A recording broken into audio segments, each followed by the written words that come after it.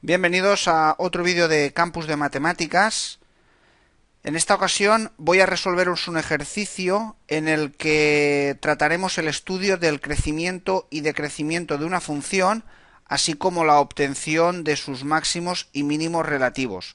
Concretamente, el ejercicio nos plantea hacer ese estudio sobre esta función que tenéis aquí, una función que se trata de un cociente polinómico, concretamente la división entre x al cuadrado y x menos 2.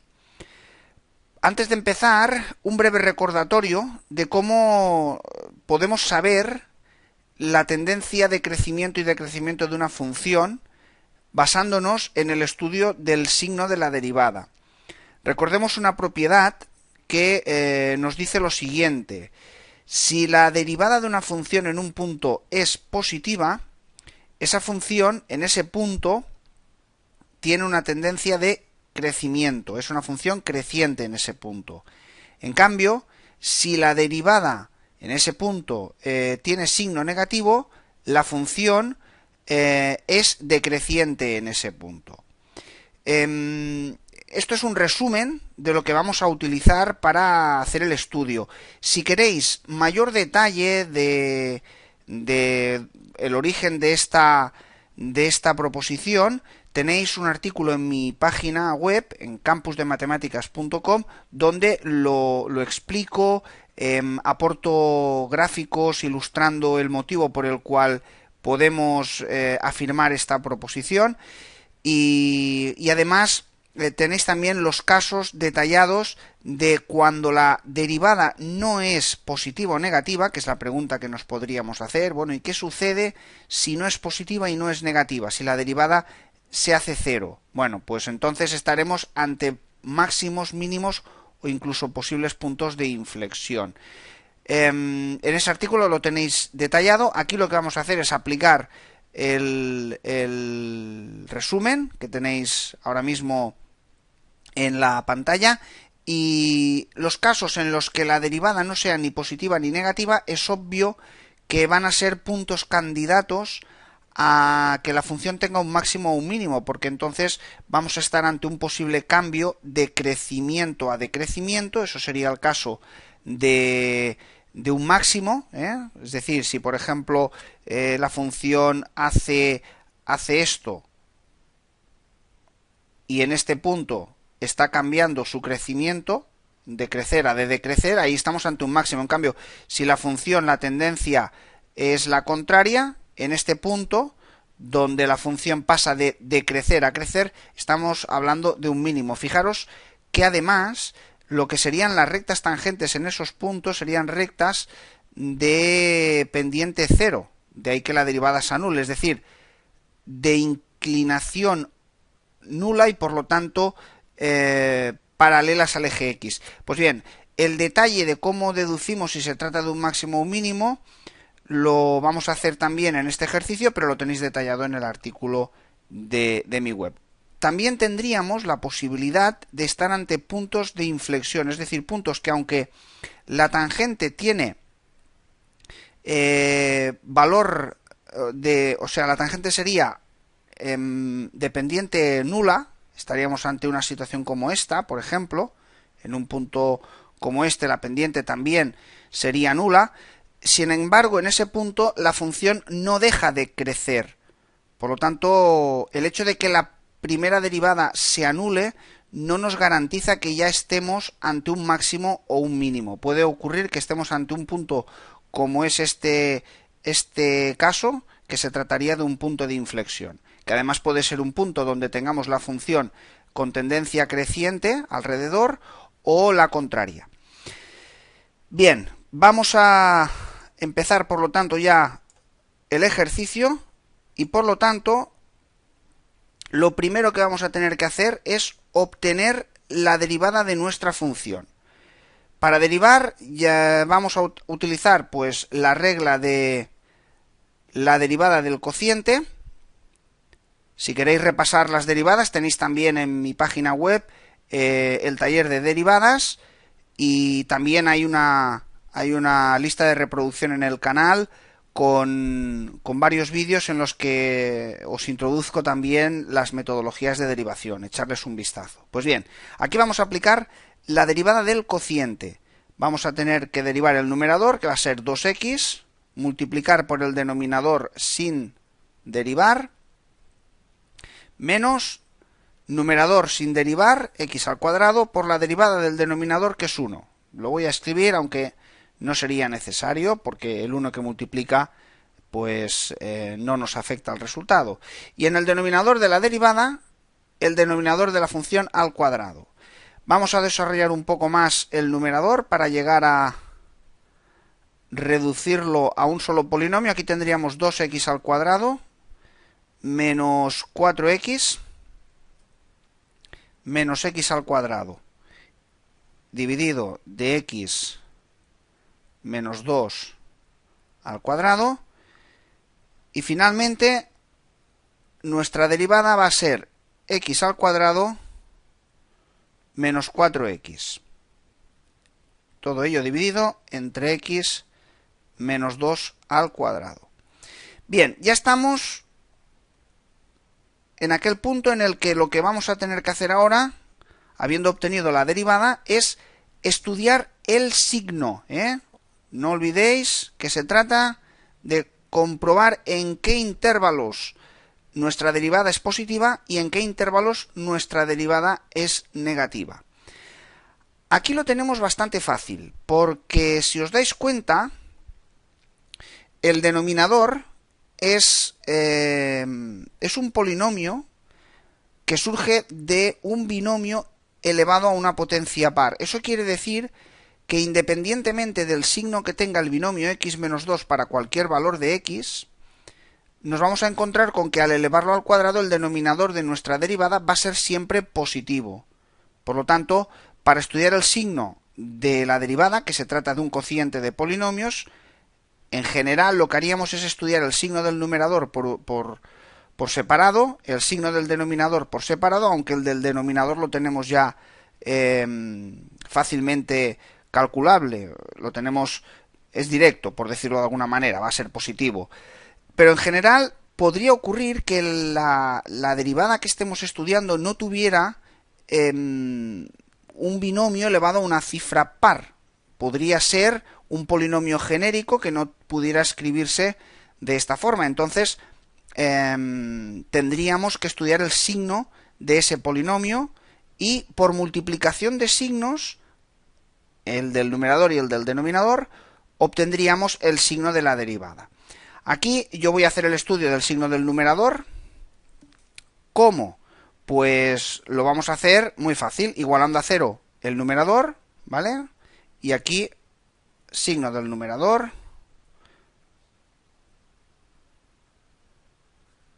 que lo vamos a hacer, como os decía, igualando a 0 el numerador de nuestra derivada.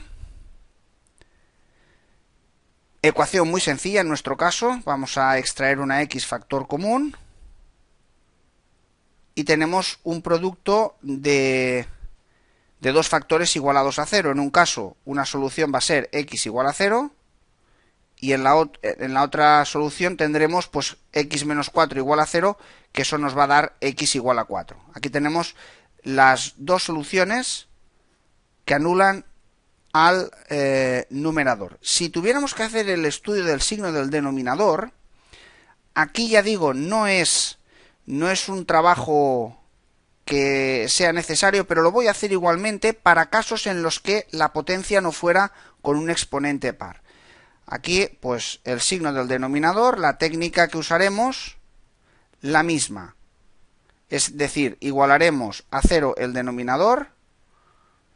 Esta ecuación, en este caso, es muy sencilla, x igual a 2, aunque, como os decía, en 2 no se va a producir un cambio de signo del denominador porque se trata de un binomio elevado a una cifra par. Pero para que tengáis la sistemática identificada, habría que hacerlo para el numerador y para el denominador. Y ahora lo que haré es representar en una recta pues el signo que puede ir adoptando el numerador, en otra el que adoptaría el denominador, aunque sabemos que va a ser siempre positivo, y en una tercera reflejaremos la multiplicación de ambos signos para poder identificar el signo de la derivada por intervalos y en esos intervalos establecer el criterio de crecimiento y decrecimiento para nuestra función. Vamos a identificar aquí que en esta recta reflejaremos el signo del numerador, aquí el del denominador, aquí reflejaremos el signo de la derivada y extraeremos una conclusión por intervalos para nuestra función, aquí debajo.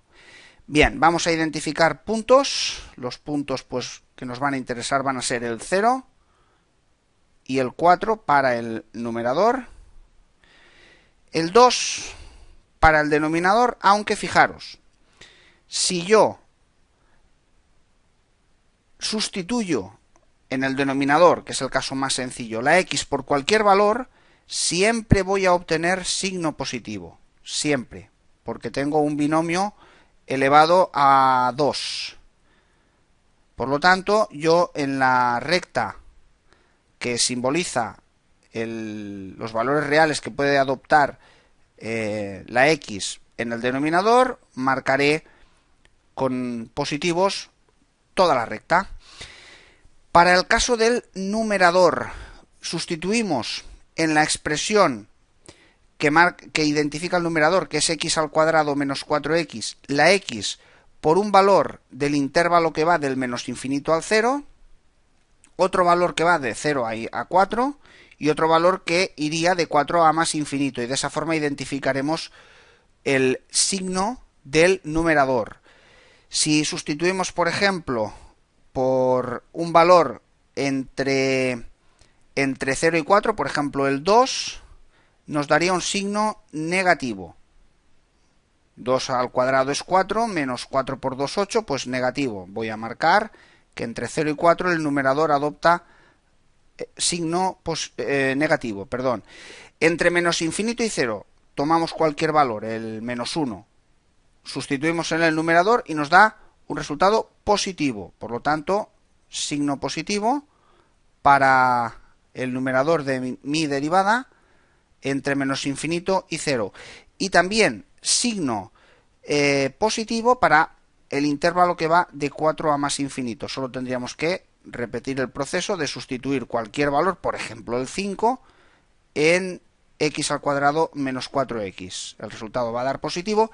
Y ahora que ya tenemos los signos identificados tanto de numerador como de denominador, solamente tendremos que establecer por intervalos el signo de la derivada mediante la multiplicación. Voy a marcar también el 2, porque es un punto importante. Ahora os comentaré por qué.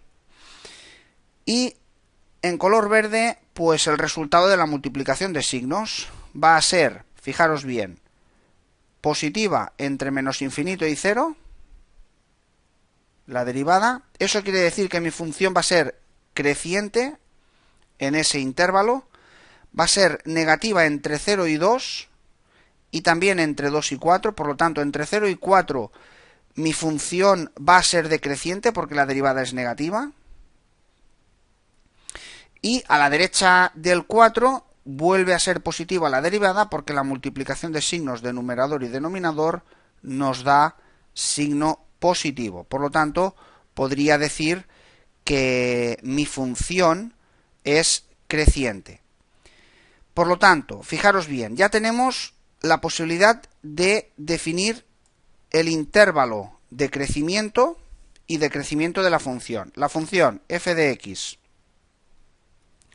es creciente. Responderíamos así, es creciente entre pues menos infinito y 0. Entre menos infinito y 0 y entre 4 y más infinito. Y la función es decreciente entre 0 y 4. Es decreciente para las x que pertenecen al intervalo que va del 0 al 4. ¿Qué sucede en el 0 y en el 4? En el 0 y en el 4 sucede lo siguiente. Estamos ante un máximo, fijaros, en x igual a 0, tenemos un máximo relativo. ¿Por qué? Pues muy fácil, porque observamos la tendencia que tiene la función a la izquierda del 0, que es crecimiento. En el 0 la derivada se anula, a su derecha la función es decreciente, porque la derivada es negativa, por lo tanto ahí tenemos un máximo. Tenemos un máximo además por un motivo, y es que 0 es un punto del dominio de mi función. No así el 2, este 2, que aquí lo he marcado, habría que excluirlo de lo que sería el dominio de mi función. ¿Por qué? Si recordamos la expresión de la función, fijaros, estamos ante una función racional, un cociente polinómico, que el denominador se anula en 2. Ese punto 2 también anula al denominador de la derivada, pero 2 no es del dominio.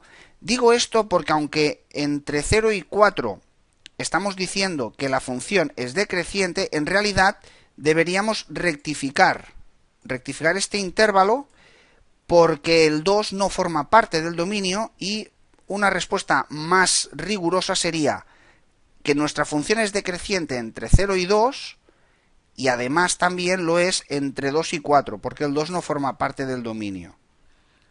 También ocurre en otras ocasiones que los puntos que no son del dominio son puntos en los que a veces la derivada tiene un cambio de tendencia creciente a decreciente o decreciente a creciente. Bien, pues en esos puntos tampoco podremos decir que hay máximos o mínimos, porque al no ser del dominio habrá un cambio de tendencia de crecimiento, pero no son máximos o mínimos. Para acabar, diremos que en 4 tenemos un mínimo relativo. Aquí tenemos un mínimo porque, fijaros, bueno, ya lo indica las flechas que simbolizan el comportamiento de la función. Pasamos de la izquierda del 4, donde la función es decreciente, a la derecha del 4, donde la función es creciente, y el 4 es un punto de nuestro dominio, por lo tanto, podemos decir que la función tiene un mínimo en x igual a 4. Y bien, pues esto es lo que ha supuesto el estudio del análisis del crecimiento y el decrecimiento de la función que nos propone el ejercicio y la obtención de los máximos y mínimos relativos. Pero vamos a hacer una cosa. Veamos si el resultado que hemos obtenido es el correcto, comprobándolo con GeoGebra.